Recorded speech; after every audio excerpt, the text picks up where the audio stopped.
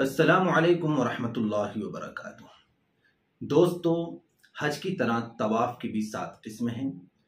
Number 1 तवाफ़ क़ुदूम, जो कि हज या क़िरान करने वाले के लिए सुन्नत है। नंबर 2 तवाफ़ ज़ियारत, जो कि हज का रुकन है और इसके बगैर हज अदा नहीं होता। नंबर 3 है तवाफ़ विदा, जो कि हर आफाकी के लिए वाजिब है।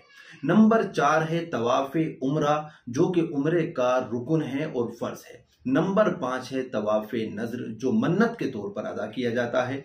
और नंबर 6 है तवाफ़ तहिया, जो कि मस्जिदुल हराम में दाखिले के बाद अदा किया जाता है। और नंबर 7 है तवाफ़ नफल, जो कि नफली तौर पर हम कभी भी अदा कर सकते हैं। तो ये रहे 7 किस्म के तवाफ़ जो कि मैंने आपके सामने पेश किए हैं। जब भी आप तवाफ़ करने के लिए जाएं तो ज़रूर ख्याल रखें कि आपने कौन सा तवाफ़ करना है।